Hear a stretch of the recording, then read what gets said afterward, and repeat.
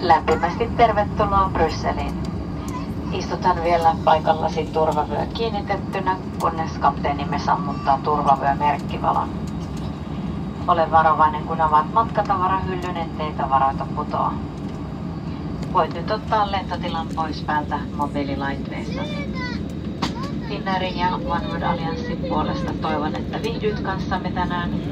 Kiitos ja tervetuloa pian uudelleen.